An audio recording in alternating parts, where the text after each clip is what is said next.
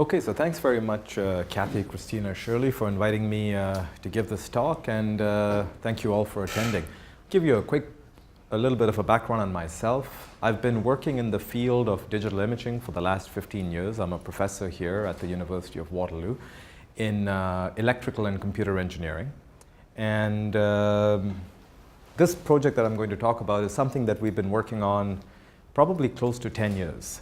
Although it's only now it's become in the form that you see it. So the talk is titled Bending the Cost Curve Towards a $1,000 Digital X-ray Imager for Scalable and Sustainable Healthcare. Now I'll explain how exactly this is going to occur. The motivation for this work is recognizing that diagnostics, or more specifically medical diagnostics, it's essentially a pillar of effective healthcare. Okay, if you don't have good diagnostics, well, you have a hard time figuring out what's wrong with patients. Now, diagnostics, in a large part, especially today, is driven by technology. Okay, diagnostic technology, various things: ultrasound, heart monitors, X-ray imaging, so on and so forth. And technology, by default, is always a cost driver. It drives the cost up everywhere, especially in healthcare. Why does it drive the cost up? Well, you've got expensive equipment. So if you build a new ultrasound, you've invested a lot of R&D into this and you want to recover that cost. Well, that's going to be part of the reason why it's more expensive. You've got regulations that govern the use of this technology in the field. Well, that's going to be a cost to overcome that hurdle.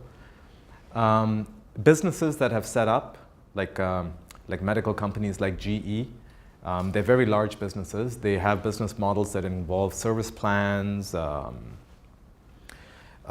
specific things that actually end up making the equipment very expensive. Now, expensive equipment is just one part of the story.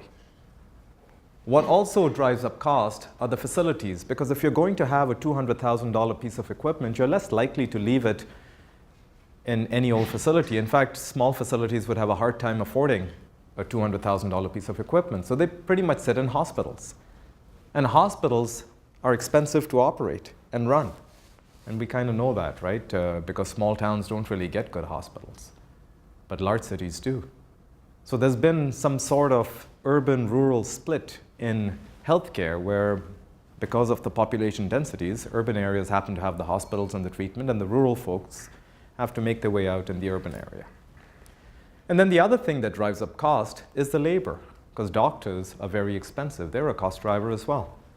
If you look at a diagnostic technology, well, you've got to have the equipment, you've got to have a place to put it, and you have to have somebody to interpret the result that comes out. If you put a doctor in Listowel, that could become very expensive very quickly, presuming the doctor wants to work in Listowel, and I'm sure there must be some who do. So put all three things in, you've got something that over time drives your healthcare cost up. And we hear a lot about this, that healthcare costs are unsustainable. Well, this is kind of why.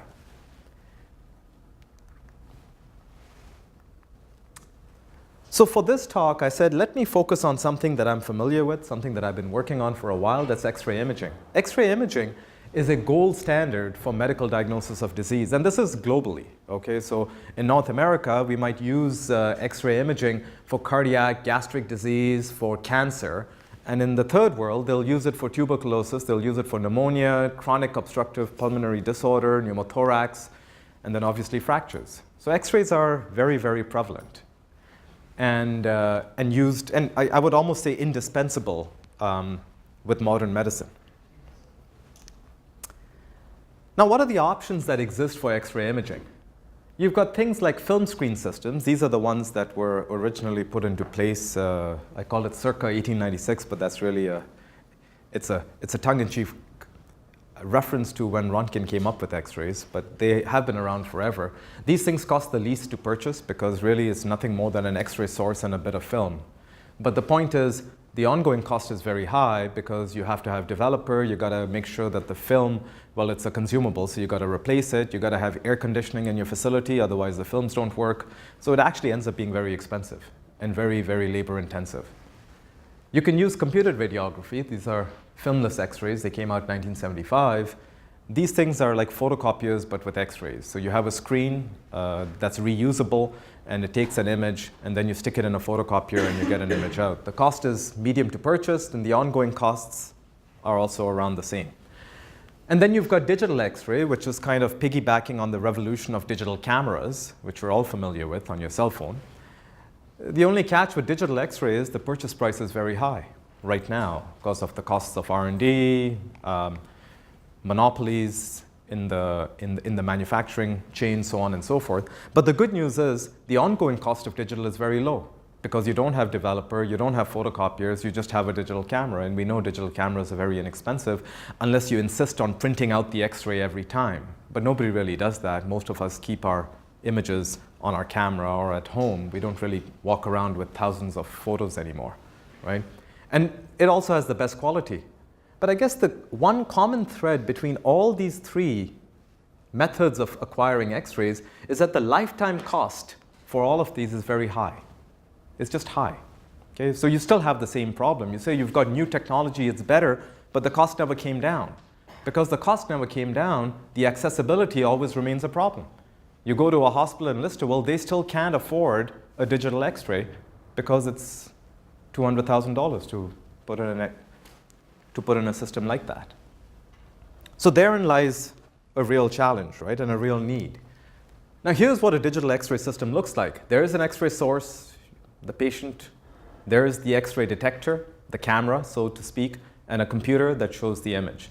Now this X-ray camera is not like a regular cell phone camera. Just so you get the perspective, it's very hard to focus X-rays. So typically what they do is they'll make the camera the same size as the object that they're imaging. So if you're imaging a chest, then the camera needs to be just as large. All right? So that's your X-ray detector. That's the expensive component. That component typically will run upwards of $100K. Okay? And if you're looking for some specialized versions of it, it can go even higher. Certain commoditized versions, it becomes a little lower, but in general, it's very expensive. What do? What is our approach to this problem?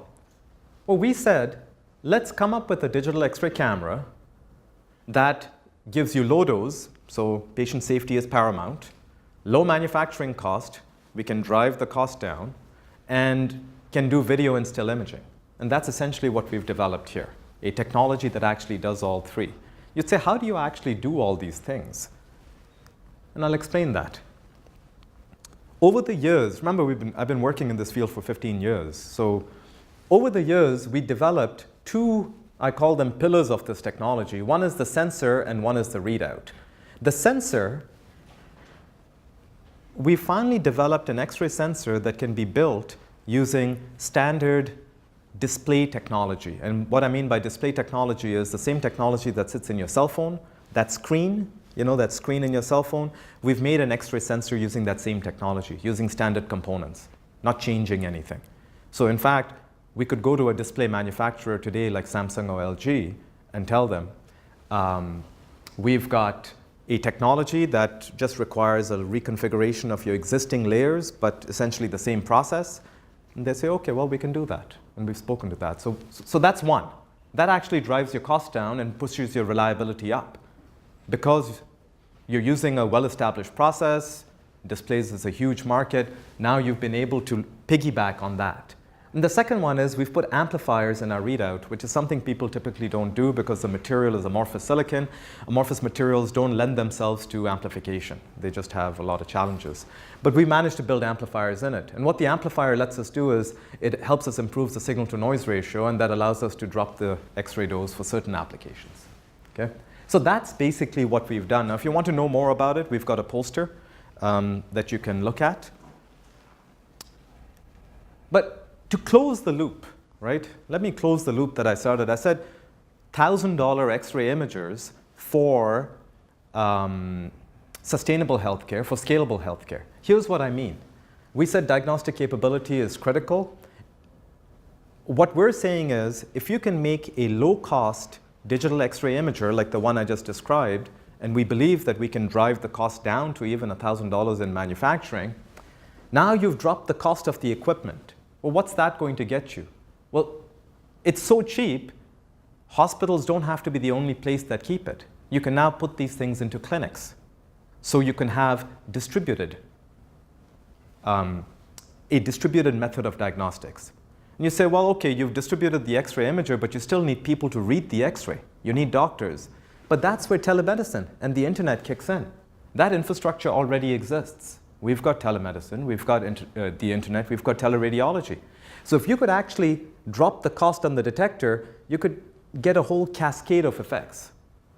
And that's how I think we can actually make sustainable healthcare. Thank you for listening.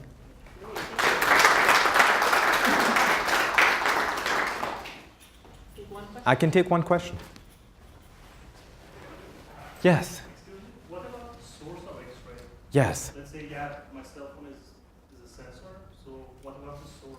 The source of X-rays is typically some kind of an X-ray generator.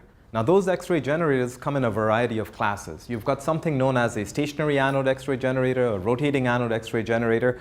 Regardless of what X-ray generator you pick, it depends on where you're putting it. If I'm putting the X-ray generator in a high volume hospital, say like in Toronto, I need an X-ray generator that can continuously generate X-rays. So the price of the generator goes up.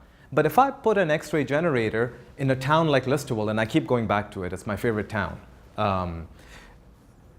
If I put an X-ray generator in Listowel, I don't have a big population. I know I'm not going to have thousands of people rushing to take X-rays daily. I can put in a low volume generator. I can pick something like a stationary anode, and that stationary anode generator today, you can probably buy one made in Korea for about $4,000. Okay? That's not very expensive. If you look at the panels are 100K today. The generator is only 4K. So that's an important consideration. Thank you for asking.